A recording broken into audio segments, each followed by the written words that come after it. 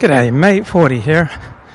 So one of my favourite memories from 1980, when I was 14 years of age. Well, I was 13 when this happened. The United States defeated the Soviet Union and went on to win the gold medal in hockey in the Winter Olympics. And it was awesome, man. It was just so unbelievable. And I don't think the US has won an Olympic gold medal ever since in men's hockey. But we've got a great team now. And I normally pay very little attention to hockey. But hockey hit the news today because at the start of the match between the United States and Canada last night in Montreal, there were 3 fights, like right in the opening seconds. 3 fights, and you could feel the intensity of the conflict. And the US won 3-1 after initially trailing 1-0. And the Canadian audience booed the American national anthem. And I think there are a lot of great things about this. So long as this enmity doesn't lead to any serious injuries, right, it should improve group identity on each side. Right? The Canadians have a much stronger Canadian identity right now as compared to a month ago. And all things being equal, having a stronger in-group identity, more group cohesion and group trust, and a sense of camaraderie, right, should put a little extra bounce in your step, should make you a little happier. Now, I can't pretend that I got a strong voice right now. My voice is weak because I didn't sleep well. There are absolutely no exercises and no substances that you can take that are going to hide the damage that lack of sleep will do to your voice. And I did a 3.5-hour live stream earlier today. I'm just absolutely exhausted, and I cannot hide the fatigue and the weakness in my voice, no matter how excited and passionate I am about what I'm discussing. But while I was eating my nutritious lunch of blueberry kefir blended with frozen blueberries and some protein powder, and kefir is the most energizing food that I know of. It's my poor vegetarian imitation of what I imagine a good steak meal feels like for a normal person. I was reading the LA Times and the New York Times and the Washington Post, and then at the top of the Washington Post was a story about all these fights breaking out in the Canada versus US hockey game. So a heightened sense of in-group identity, which will invariably happen when your group is at odds with another group, right? There's a saying that all the world loves a lover. It doesn't. What all the world loves is a fight. And so going to a soccer match, such as the USA versus Canada, and seeing these amazing fights break out, right, that grabs people's attention.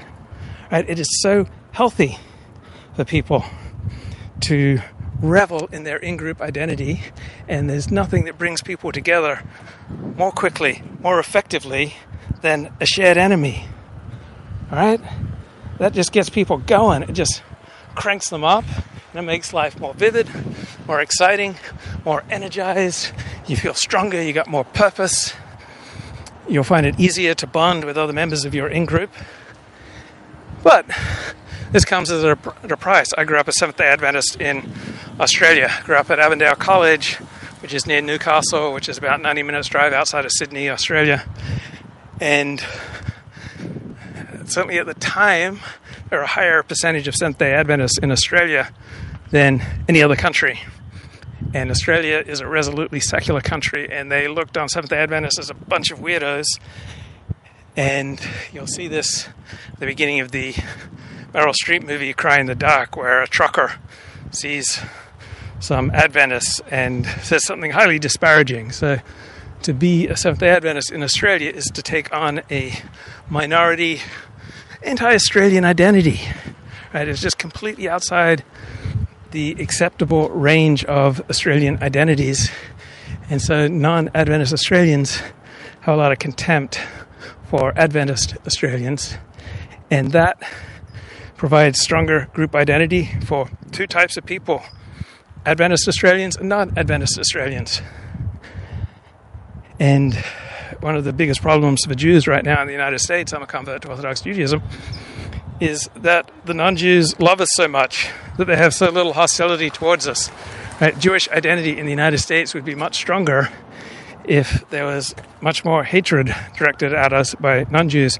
In fact, it would probably be adaptive and beneficial for group cohesion, group strength for Jewish identity, if there was more anti-Semitism in the United States. Now, God forbid, I don't want anyone to get hurt, let alone killed.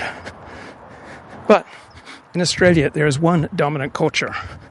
And so the traditional Resolute Seventh-day Adventist and the traditional Orthodox Jew will stick out from the majority culture, and so they're going to be more likely to get bashed. And obviously, I don't want anyone to get bashed. But there are advantages to having one dominant culture. You have higher group trust and group cohesion for the dominant culture, and you have higher group trust and group cohesion for the minority culture, because you know how separate you are from the majority. So when you have a sharpening of identity, such as what's going on between the United States and Canada right now, a lot of advantages for both sides. Right? Conflict, intergroup conflict sharpens identity, right? Gives people more things to get excited about, right? Provides more passion in life. People will find it easier to find purpose and connection. Now, it's going to get messy, right? There's not just a positive side to anything. That's why in the Torah it says, I give you this day a choice between life and death. It's not life or death, right? It's life and death. Right? We're always transmitting, right? We're always 50,000 watt towers. We're always transmitting God, or we're transmitting the disease, or we're transmitting our dysfunction, or we're transmitting our strength. And Canadians right now are transmitting a high intensity of anti-Americanism due to Trump's talk about annexing Canada. And so I think Canadians feel excited and they want to see fights. And so we had the best Canadian versus American soccer match, hockey match that we've had in decades. Right? So nationalism primarily displays itself these days in sporting contests. That's when people get the most nationalistic. I remember I was walking through the town of Oxford, outside of Oxford University in England in, I think, 2005.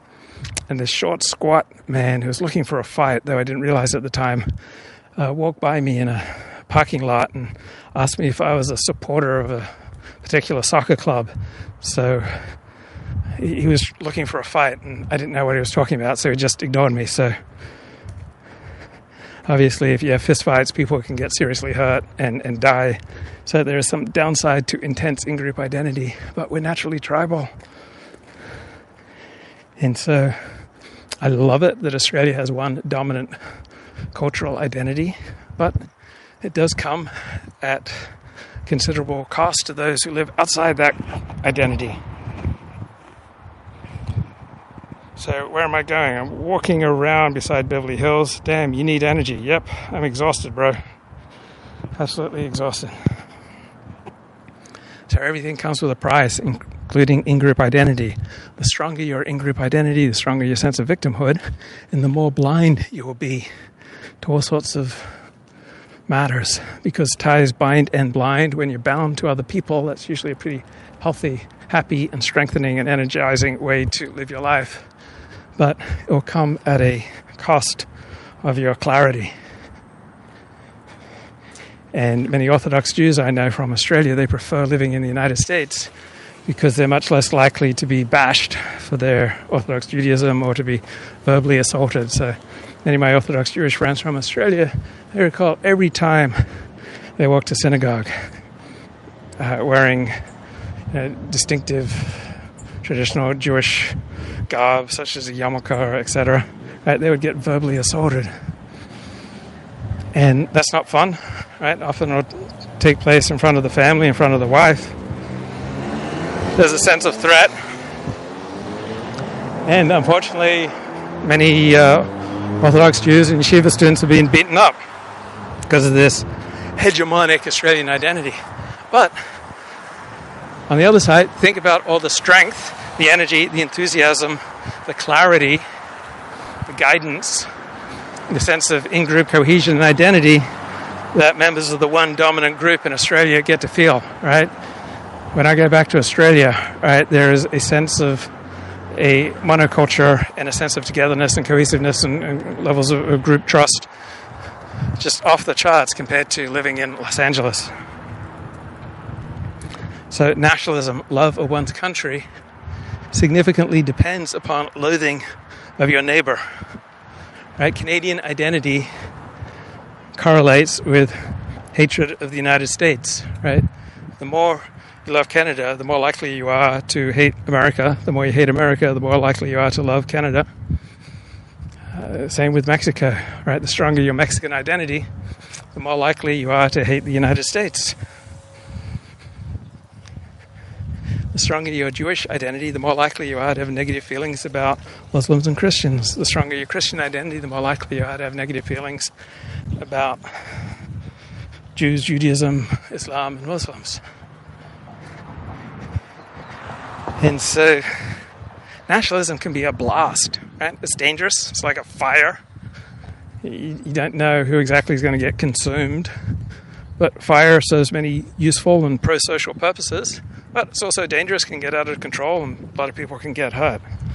And so right now there is a fire of identity going on between Canada and the United States. And I suspect a whole bunch of other countries are going to take great exception to Donald Trump's America. And so we'll probably likely have a strengthening of national identities in Europe as the United States starts to pull out of Europe. And Russia may be restored to normal relations with other countries, and so the dominant nations of Europe will have to climb off their moral high horse about how evil Vladimir Putin and Russia are, and that will be weakening and demoralizing at the same time as the United States pulls out and countries of Europe have to take more and more responsibility for their own welfare and defense. Because why should the United States keep subsidizing and protecting these nations in Europe that are unwilling to look after themselves? So as we get an intensification of German identity, Swedish identity, Norwegian identity, Finnish identity, French identity, Dutch identity, English identity, right? Maybe we'll return to the days when Europeans are going to war with each other. Hey, hi. I put 6 comments. Can you pay attention? Pay attention to what? You need to make a thoughtful point, bro. We're here about clarity regarding lofty ideas. So, how's your in-group identity? What's your primary in-group right now? And does the intensity of your in-group identity match your sense of victimhood? How you've been screwed over by whoever is your primary competitor. So Ukraine, right, has experienced a significant strengthening of Ukrainian identity since Russia attacked it. I suspect that Russia has experienced significant increase in Russian identity since it's effectively gone to war with NATO over Ukraine.